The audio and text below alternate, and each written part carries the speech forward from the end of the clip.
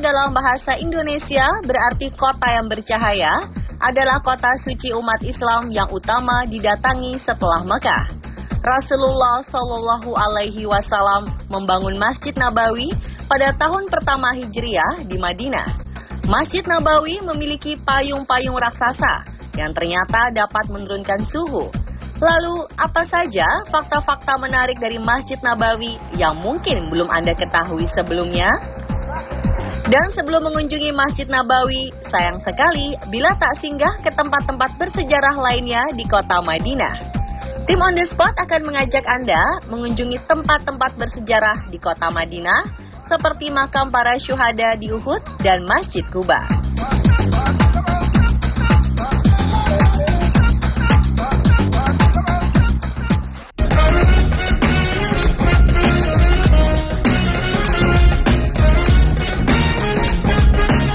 Tempat bersejarah di Madinah pertama adalah Jabal Uhud atau Gunung Uhud. Lokasinya hanya sekitar 4 km dari Masjid Nabawi. Di lembah gunung ini telah terjadi peperangan dahsyat antara 700 kaum muslimin dengan 3.000 kaum kafir Quraisy pada tahun 625 Masehi. Kita mengenalnya dengan pertempuran Uhud. Sebanyak 70 orang syuhada gugur. Di antaranya adalah paman Nabi berjuluk singanya Allah Subhanahu wa Ta'ala, Hamzah bin Abdul Muthalib. Para sahabat Nabi yang gugur tersebut dimakamkan di pemakaman syuhada Uhud ini. Di dalam areal pemakaman tidak ada tanda-tanda khusus seperti batu nisan.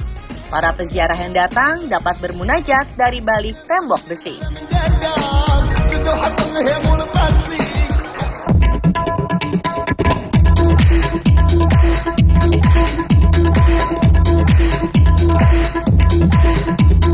Dari makam para syuhada di sekitar Jabal Uhud, kami melanjutkan perjalanan ke masjid yang memiliki nilai historis tinggi bagi umat Islam.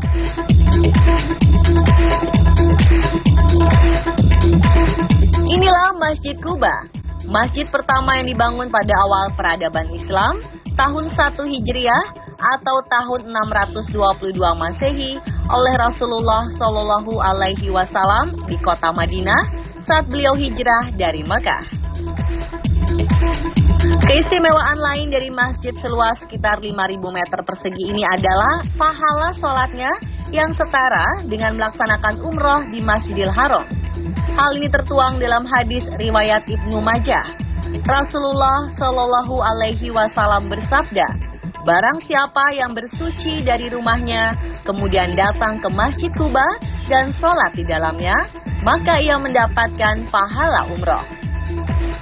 Masjid Quba direnovasi dan diperluas 14 abad kemudian oleh Raja Fath bin Abdul Aziz dengan biaya 90 juta rial dan mampu menampung hingga 20.000 jamaah. Setelah menyempatkan sholat di Masjid Quba, kami bertolak ke Masjid Nabawi. Dan berikut beberapa fakta dan hal-hal menarik yang berkaitan dengan Masjid Nabawi.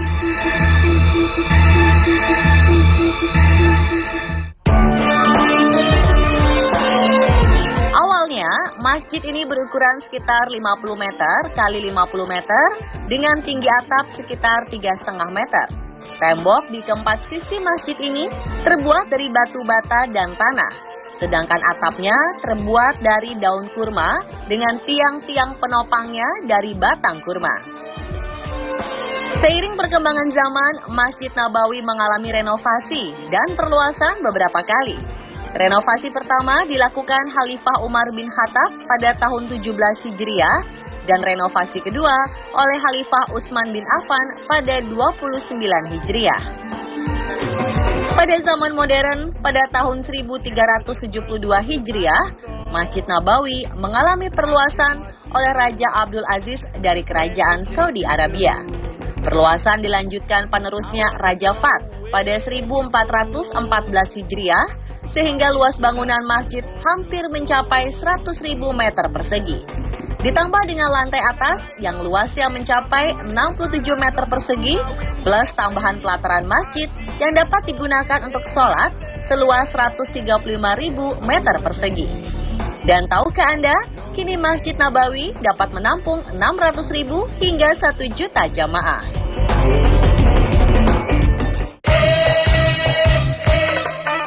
Fakta menarik lainnya adalah, di pelataran Masjid Nabawi terdapat 235 unit payung raksasa yang mulai ditempatkan pada tahun 2010.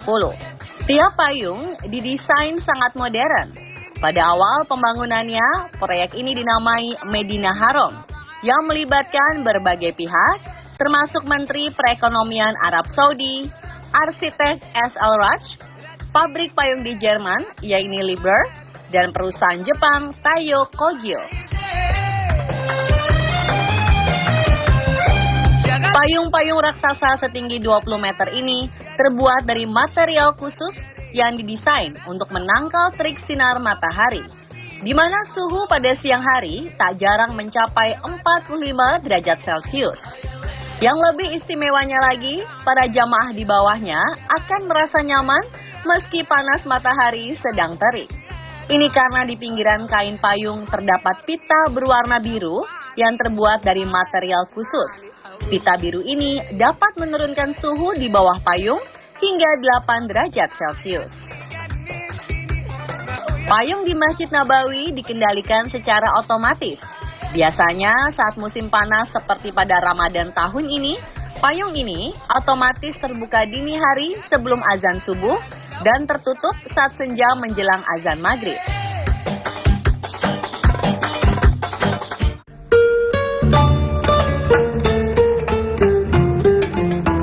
Pada tahun 678 Hijriah, Sultan Mansur Qalawun Asy-Syalihi memerintahkan pembangunan kubah di atas kamar Rasulullah. Pada 886 Hijriah, kubah ini terbakar seiring terjadinya kebakaran yang melanda Masjid Nabawi. Sultan Qaitbay membangun kembali kubah dengan bahan bata merah pada 892 Hijriah. Dan seiring perkembangan zaman, kubah ini telah melalui beberapa kali perbaikan. Hingga akhirnya pada tahun 1228 Hijriah, Sultan Mahmud II dari Daulah Utsmaniyah melakukan perbaikan dan mengecat kubah dengan warna hijau. Sejak saat itu, kubah Masjid Nabawi identik dengan warna hijau setelah sebelumnya identik dengan warna putih atau biru.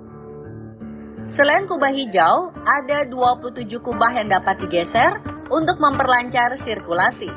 Saat siang hari, kubah-kubah ini menutup untuk melindungi jamaah dari terik sinar matahari.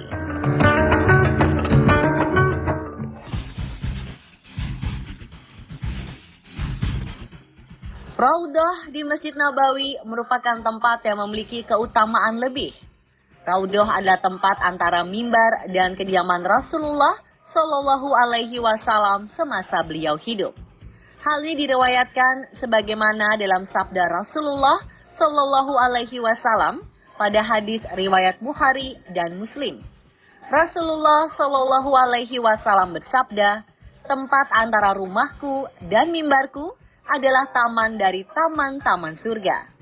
Hal ini bermakna, siapapun yang sholat, berdoa, dan beribadah lainnya di Raudhah yang terletak antara mimbar dan rumah, yang kini menjadi makam Rasulullah, seakan-akan ia beribadah di taman-taman surga.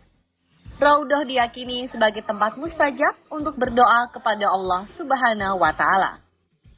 Lokasi Raudhah merupakan bagian dari saf laki-laki dan hanya terbuka untuk perempuan di jam-jam tertentu, seperti saat duha dan setelah sholat zuhur.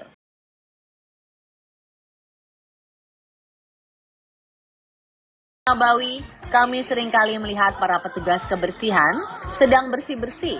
Membersihkan masjid seluas sekitar 100.000 meter persegi tidaklah mudah. Selain manual dengan tangan, ada juga beberapa alat canggih seperti mobil yang satu ini, mobil Haram Captor. Mesin Haram Captor adalah mesin pembersih lantai halaman luar Masjid Nabawi. Bentuknya seperti mobil yang dilengkapi alat penyapu, penyemprot air, dan pengering lantai. Ada pula pembersih payung-payung raksasa di Masjid Nabawi. Mobil krain mempunyai alat seperti di mobil pemadam kebakaran. Para petugas pembersih payung menaiki keranjang besi yang diangkat oleh mobil kren untuk membersihkan bagian atas payung. Ada sekitar 1.500 petugas kebersihan di Masjid Nabawi ini. Kami sempat bertanya kepada salah satu petugas kebersihan tentang jam kerja mereka.